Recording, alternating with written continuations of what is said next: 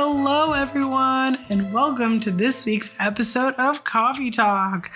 I have a damaged vocal box, which is why I sound so cool. I've injured my vocal cords. But if you just joined us this week, Coffee Talks are the short in-between episodes where we read your user-submitted stories, hang out with friends, talk about witchy pop culture, or chat with you about what is going on in our personal practices. Well, I think the most important question is, when are you dropping your acoustic indie album? Honestly, I'm working on it right now. But if you want to be featured on Coffee Talk, email us at submissions@coffeeandcauldrons.com, or you can send us your submission on our website, coffeeandcauldrons.com. You can send us your tips, your ghost stories, or any kind of funny story you think the community would love to hear. Be sure to let us know if we can share your name, or if you prefer us not to. Your social media usernames are also a great way to get credit. Yes. So we do have a class this month, and that class is going to be with Chelsea Shelby of Baby Witch Soaps, and it's going to be on bath magic, and that's going to be on February 22nd. We're very excited about it because, I mean, who doesn't love like a good, it's gonna be nice so hot fun. Bath? It's really going to be so fun. Like, I'm so jazzed about it. Yeah. And as a reminder, if you haven't seen our social media or listened to any episodes in the last couple of months, Maria and I are going to be at the Windy City Paranormal Fest in June. It is in Chicago. It's a 2-day festival. We are going to be one of the main stage performers. We're going to be doing a live episode, and we're going to be doing tarot readings, selling merch. We hope you guys come and see us. That would be so fun.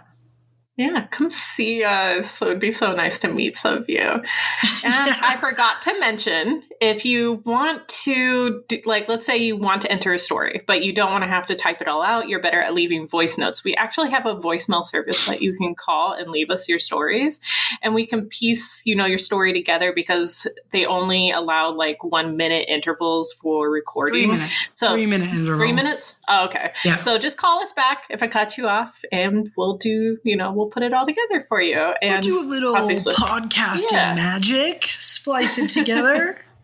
Yeah. I will say that my voice right now is so unbelievably sexy and hot that it makes me want to do the Smelly Cat song. You should sign off the podcast with that. But if you wanted to leave us that voicemail, the number to reach us is 351-207-0799. Okay. Well, due to Robin's vocal cords and beautiful, gorgeous, raspy voice, I'm eating olive oil right now. I'm literally eating olive oil to try to help heal and coat my throat. I'm doing honey too, but if it's not local, I get allergies with it because of pollen. Yeah. And they were out of local honey at the store. So I was doing honey, and now I'm presently doing olive oil. Oh, honestly, that sounds like heartburn. Which is cool. I'm not sick anymore, which is the good part. I went to the doctor yesterday. I'm not sick. I have literally just injured my vocal cords because when I was sick, I was coughing so much. Yeah. So I get to sound really cool, and I'm hoping that with the steroids that they gave me, I'm going to be really buff and really in shape. I'm hoping that my testicles shrink. And then I also sound better. So there's a lot of goals here. A lot of layers. Know. I really want to hear what's stirring your cauldron with that voice next week. Oh, God. It's so bad. We're going to a baby shower this weekend for one of my best friends. And I had to tell her, I am not sick. We went to the doctor. I got full screening.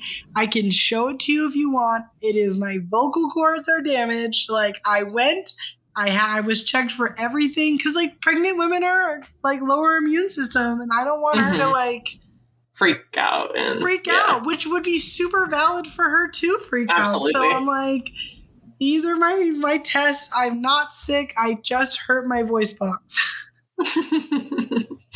Well, we hope that you feel better soon. And that your voice starts sounding good again. I literally said to the doctor, she was like, yeah, you've like injured your larynx or whatever. And I was like, cool. It's not like I talk for a living.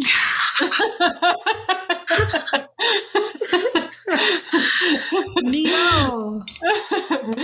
And we all know Robin, being a Leo moon, like you love to talk. It's like I don't. I'm like the quietest one here. Robin's going to end up having to go to the doctor like next week, and they're going to be like, full vocal rest. Stop. Chill. Oh my God. I'm trying really hard. I've been like getting my crafts done, and I've been making my husband discipline the kids so I don't have to. So I'm trying. I'm so proud of you for trying. Thank you.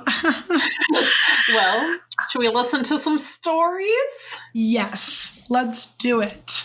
Okay. Hello, ladies. My name is Paula, and I have a couple of spooky ghost stories that I thought you guys might get a kick out of. I kind of have a potty mouth, and I'm very sarcastic, so hopefully the first thing if that happens isn't going to be an issue, but I will try my best. So I'll try to go with my most recent one. When I first met my husband, I ended up moving up to the town where I currently live, which is a beach community in Southern California, kind of an older town.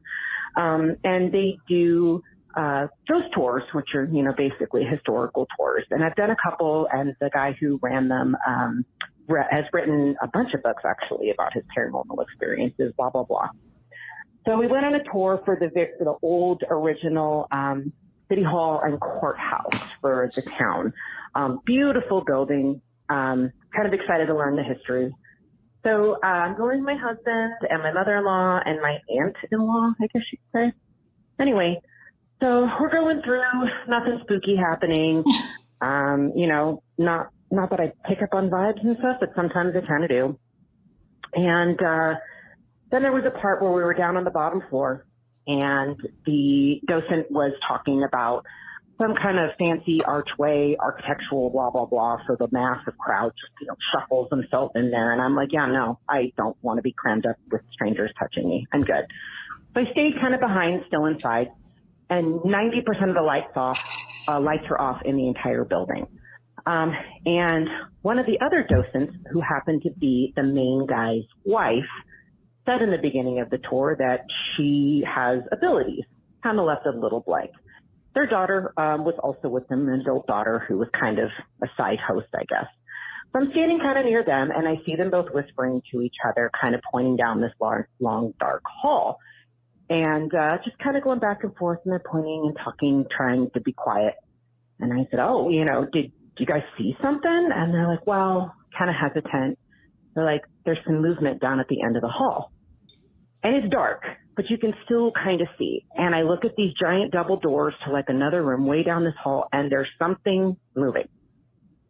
Can't see like shape, but you see movement. It's just barely light enough to see movement. And I was like, oh shit, like, okay, this is happening. And I wasn't quite sure, like, are my eyes playing tricks on me? I still wasn't very sure. So not even a minute later, I'm standing there still inside, and all of a sudden, this weird rush comes over my body. And this is going to be hard to describe. It was only about just my torso. And all of a sudden, the best way I can describe it, it felt like every single molecule in my body was buzzing, just moving around. And the only way I can really describe so that other people can kind of understand is, like, it felt like what a static television looks like. Like, you have a channel, it's that black and white snow or whatever. Like, that's what my entire torso felt like. It wasn't painful. I can't describe, but it was the craziest thing. And I just stood there like, holy shit, this is really happening. And it lasted, maybe a minute, if that, but it was long enough for me to be like, whoa, okay, okay, there's something going on here. Like, oh, okay. And then my voice got all high. And I was like, whoa, okay. This is happening. And then just like that, it just went away. And nothing else happened that night. I've never had anything like that since. And I'm really curious as to what the heck that was. So it was me. Didn't feel negative, didn't feel scary or bad. It was just really funky. And so just thought I'd share with that. Love you guys. Bye. She has one more addition. Hi, it's Paula again. Yeah, it's a different I had a story. couple stories, like I said, so now I'm in sharing mode. So this one maybe happened right around 2020. I had an elective surgery, and I was home recovering, and I was laying in bed, just kind of still groggy from the surgery. And my husband and my daughter, who was maybe, 3 at the time, maybe, were downstairs outside in the backyard. I think my husband was like painting the fence or some shit. I don't know. Anyway, so I'm kind of laying there, kind of half in, half out, awake, and, ice pack on my head, had a headache from the meds. And then this was during the day. And then from my bathroom, which is a little bit farther away, our house layout's funky. I have in our bathroom, the counter is like, I think it's granite. It's not marble, can't afford that, but something of a stone. And I have all kinds of little boxes and little stuff because I'm extra on my sink there. And all of a sudden I hear, it sounds like someone is barely moving like one of my little glass boxes or like the toothbrush holder or something, but it's just so lightly clanking on the counter. And I was like, what the heck is that? Like, and I realized, I'm like, it's not a pattern. It's kind of random, almost like a cat was batting at something, and it was kind of shifting and clinking, but both my cats had already passed on at that time. So it wasn't a cat that was there. And it kept happening. And I was like, oh my God, like, what the heck is that? And then later that day, my husband came in to check on me, and I'm like, dude, something's going on in the bathroom. And I told him about it, and my husband's a skeptic, and he's like, yeah, okay, whatever. And then I believe it was later that night or the next evening, we just got into bed, lights were off, we were just settling down, we were still kind of awake, and the noise starts. And I'm like, babe, do you hear it? Do you hear it? And he's like, oh my God. He goes, I hear it. And then we both kind of panic a little bit. And then I was like, oh, what is it? Go look. He's scared, make my husband go do. And he turns on the light and nothing was there. It only did it for a day or so after my surgery. I was recovering, and it never happened since. And I do have another story that I'm debating about sharing, but I don't know if y'all are probably sick of me yet. So anyway, thank you guys. Bye. Paula, call us back. Tell us your other story. Yes, please. I'm invested now. I'm invested. Call us and back, Paula. I like the first story where she explained like the whole like static electricity from, like the old TVs. There's nothing else that explains that better. Like this that is something feeling like that Gen Z will never know. And this is not their fault unless they had a grandparent that never updated their technology, is the feeling of static from a television and doing that thing where you kind of keep your hands. Smell, Yeah. Smell, that particular and putting smell. your hands just slightly away from it, and the statics, seeing how far you could get your hand away before the static would stop. Yeah. But I've felt that before, and it's you have to know. So you're if you experience, it's so funny, the correlation between those two things, it really does describe it very well.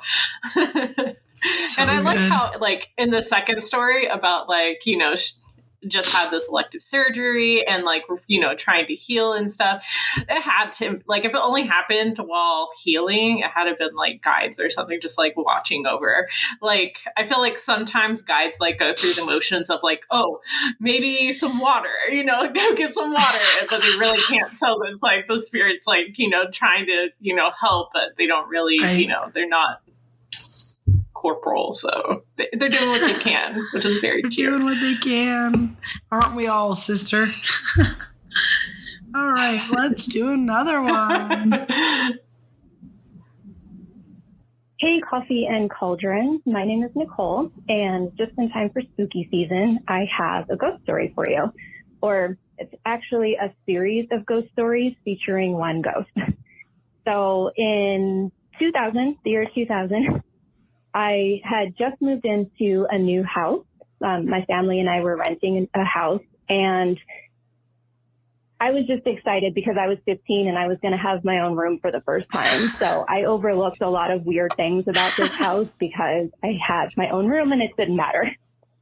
And so, like, I knew the house was kind of weird. Like, it was always cold in there. And this is Southern California where it's not cold, like, ever. So I just kind of ignored it. But this was, you know, before cell phones. So, like, we had phones attached to the wall. And it's like really easy for me to overhear my mom have conversations with her friends. And my mom has always attracted things. So I was like used to things following my mom around for a while.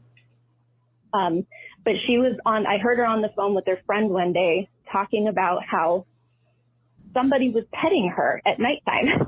Like, my mom was going through a hard time, and apparently, like, we had an entity in the house that was like showing compassion to my mom and petting her face and ringing bells and leaving pictures around the house, which I did see the pictures, and I'm assuming it was a picture of the person that died.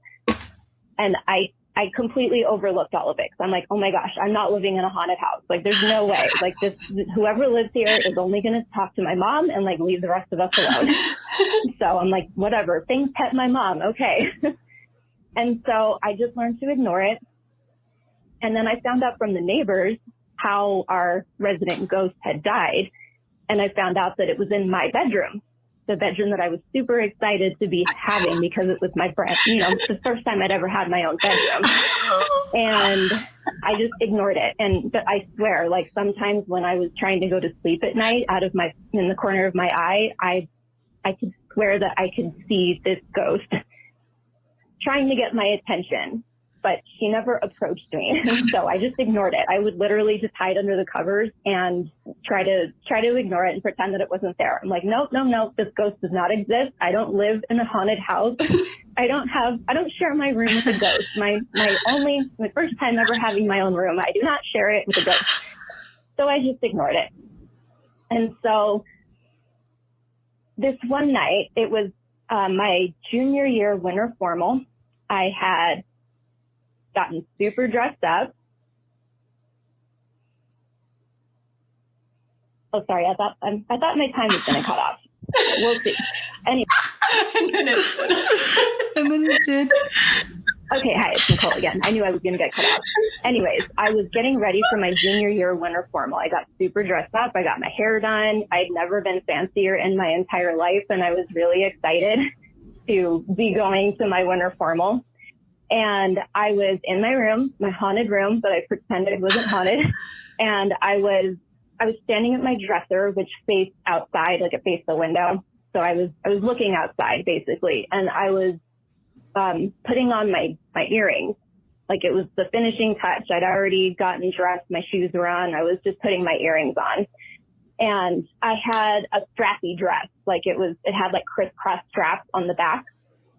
And so I'm putting my earrings on, and I feel a finger like come up underneath one of the straps on my back and like slide up the strap like it was untwisting it. And I remember I stopped and I smiled because I thought it was my mom. My mom she always had, or still does, I think.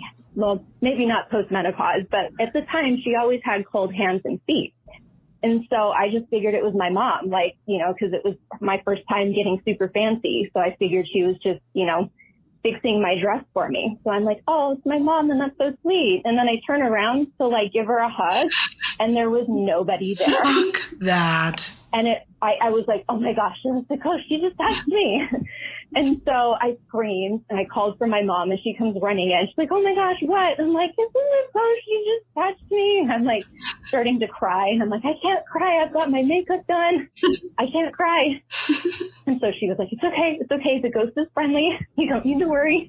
And so I'm like just completely buzzing and freaking out. And then I'm like, I had to calm myself down because I was about to go like get in the limo and go to my winter formal, you know, so just pretended that it didn't happen, but like it stuck with me ever since because she actually touched me and it felt benevolent. Like it was cold. And, you know, once I realized it wasn't my mom, it was freaky. And oh my God, she touched me, and it was like very generous.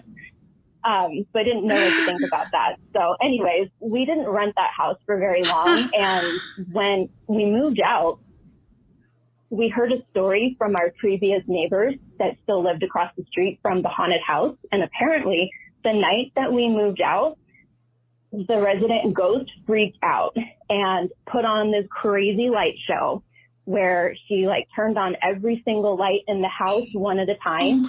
And then all at once lit the entire house up like a blazing star. And then everything just went dark. And then as far as I know, nobody heard from this ghost again. So I don't know if us leaving like set her off, but she haunted that house no more after we left. So. That's like so sad. I know. I like honestly, I thought the strap part was really sweet and just like, I don't know. Oh, that's so sad. Literally. She enjoyed your guys' company. And, you know, some people she's got one more little 10-second thing. Hold on. Let's listen to what she has to say.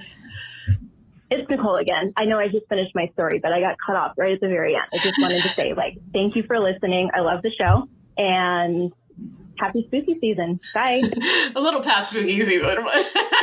Yeah, we didn't get to listen to a lot of these during spooky season because Maria got really sick. Now listen to me. Fucking rattling chains. Whoa, I'm the resident ghost.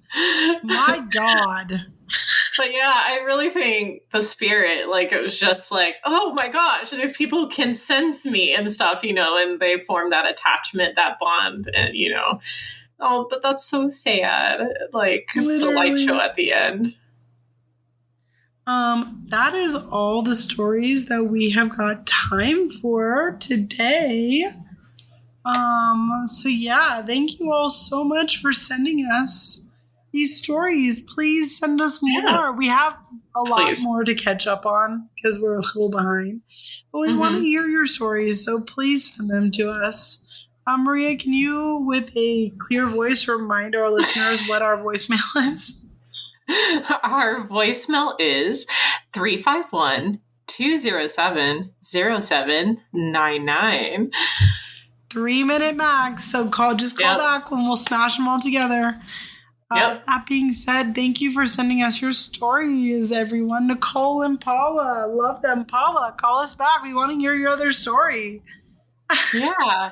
And thank you so much, you guys, for joining us this week for Coffee Talk. We hope to see you next week for our regular episodes. Check out on our website for links to our submission forms, or shoot us an email at submissions@coffeeandcauldrons.com to tell us any ghost stories, witchy stories, tips, or topics you would like the community to hear. And as always, if you enjoy Coffee and Cauldrons, please take a moment to review us on Apple Podcasts, or if you want to support us directly, consider joining us on Patreon. Or Spotify, anything. If you can leave a review, just leave it. That would be awesome. Please.